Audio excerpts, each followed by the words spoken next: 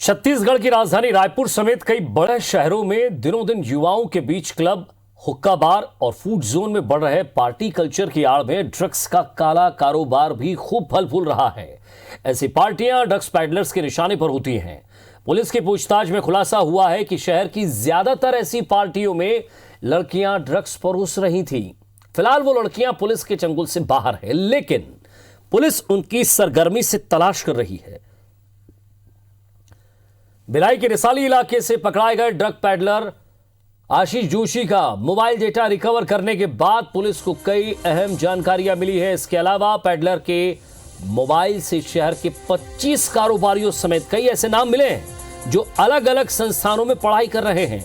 हालांकि पुलिस उन नामों का खुलासा उनके शहर से बाहर भागने की आशंका के चलते नहीं कर रही है।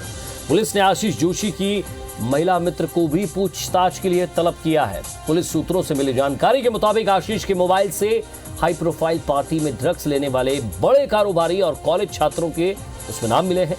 नामों की तस्दीक के साथ लिस्ट में शामिल 25 लोगों को पूछताछ के लिए रायपुर तलब किया जाएगा। पुलिस के मुताबिक गिरोह के मास्टरमाइंड अभिषेक के पकड़े जाने के बाद बाकी पैडलर्स ने अपने मोबाइल का डेटा डिलीट कर दिया है। अभिषेक के रायपुर समेत बिलासपुर और दुर्ग के किन किन लोगों से बात हुई है ये तो पता चल गया, लेकिन क्या बात हुई है, साइबर सेल की टीम इसका डेटा रिकवर करने में जुटी हुई है। ड्रग्स की ज्यादा खबर रिसाली सिविक सेंटर समेत रायपुर के वीआईपी रोड स्थित मॉल के क्लब और हुक्का बार में होती थी।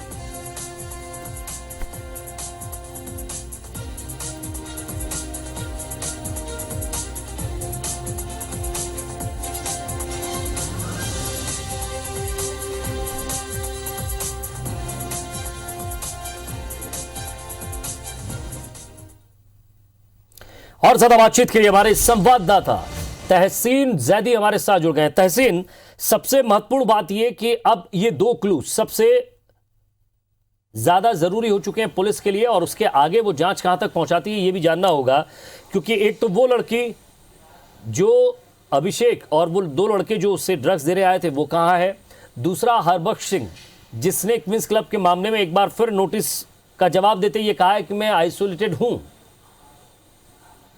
देखिए, जिस तरीके से ये जो IBC 24 ने जो मुहिम चलाई है नशे के खिलाफ, उसके बाद जिस तरीके से पुलिस हरकत में आई, उसमें 11 जो पैडलर्स हैं उनको गिरफ्तार किया गया। उनसे जो पूछताछ हुई उसमें कई बड़े खुलासे हुए, और उसके बाद अब जो है, क्योंकि उनकी जो पुलिस रिमांड थी वो ख़त्म हुई, उसके बाद उनको जेल भेज दिया गया।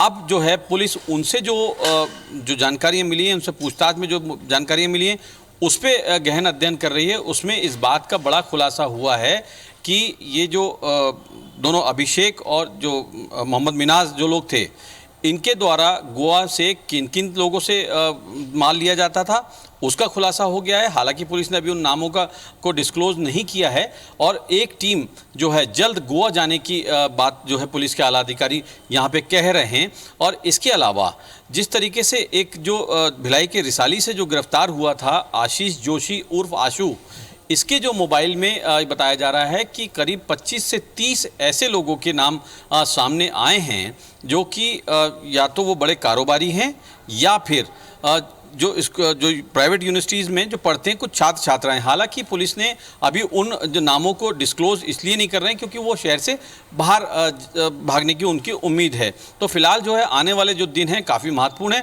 पुलिस जो है इन सबको पूछताछ के लिए बुलाएगी, और जिस तरीके से ये जो लोग हैं, जो जिस तरीके से 27 तारीख को जब ये यहाँ आए थे और उन्होंने जिस लड़की को ड्रग सप्लाई किया था उसकी भी तलाश पुलिस जो है बड़ी सरगर्मी से कर रही है। और जिस तरीके से जो आशीष जोशी है उसकी जो एक गर्लफ्रेंड है, जो महिला मित्र है, उसकी भी तलाश में पुलिस जुटी हुई है।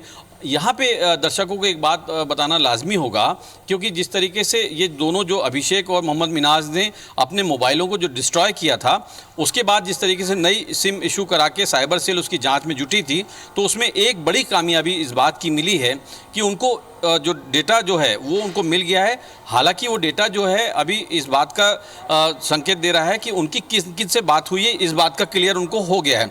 लेकिन किस तरीके की बात हुई है, ख़रीदने की बात हुई है या उनके साथ सहभागिता थी, इस बात के जो रिकवरी करने के लिए जो पुलिस की जो एक साइबर टीम है वो एक बेंगलोर के कुछ जो तकनीकी विशेषज्ञों से बातचीत भी कर रही है। तो उन पुलिस का ये दावा है कि आने वाले दिनों में जो है जब डाटा रिकवर हो जाएगा तो जो लोगों के सामने जो नाम हैं, जो काफ़ी जुड़े हुए हैं, जो कोई क्लबों से जुड़े हुए हैं, कई जिस तरीके से हुक्का बारों में भी जिस तरीके की हमको शिकायत इस बात की मिली कि वहाँ पे भी ये ड्रग सप्लाई हुई है, तो उन लोगों से के नाम जब सामने आएंगे तो उनसे भी पूछताछ जो है पुलिस बड़ी कर सकती है और कई बड़े खुलासे यहाँ पे हो सकते हैं। और अभी जो है फिलहाल जो इस यहाँ पे एक बात का और खुलासा हुआ पूछताछ में कि ये लोग जो शातिर जो पेडलर्स थे, ये लोग किसी भी पार्टी में सिर्फ युवतियों का ही यूज़ करते थे। तो पुलिस उस लाइन पे भी काम कर रही है कि ये जो युवतियाँ थीं वो कौन कौन थीं, कहाँ की थी। अभी पुलिस उनके भी जो नाम आए हैं उनके भी अभी अध्ययन कर रही है, उसके बाद उनको बुलाकर पूछताछ कर सकती है। तो कुल मिला के ये कह सकते हैं कि आने वाले जो दो से तीन दिन हैं तो पुलिस जो है काफ़ी बड़े खुलासे यहाँ पे कर सकती है और कई बड़े लोगों के यहाँ पे नाम आ सकते हैं। जी, तो वाकई एक महत्वपूर्ण खबर और सूचना आपने दी तहसीन इसके लिए। लेकिन अब जब इस पूरे मामले को लेकर आगे जांच चल रही है तो एक पहलू ये भी होता है कि जो पेडलर्स हैं जो ड्रग्स लाकर बेच रहे थे, ये भी बात सामने आ रही है कि मुंबई और गोवा से इनके तार जुड़े हो सकते हैं। तो क्या टीम भेज दी गई है, वहाँ से कोई सुराग निकल कर सामने आ रहा है? देखिए, जिस तरीके से अभी जैसे कि मैंने पहले बताया कि अभी जो हमारे आला अधिकारियों से जो बात हुई उनका ये कहना है कि गोवा का कनेक्शन उनको मिला है। हालांकि उन्होंने मीडिया के सामने इस बात का भी खुलासा नहीं किया कि वहाँ कौन कौन थे, किन किन से लेते थे, लेकिन इस बात का उन्होंने ज़रूर हिंट दिया कि नाइजीरियन से जो माल लेते थे और 2 से 3 हज़ार रुपये पर ग्राम के हिसाब से ये लोग लेते थे, लेकिन यहाँ आके 8 से 10 हज़ार रुपये पर ग्राम यहाँ पे बेचते थे।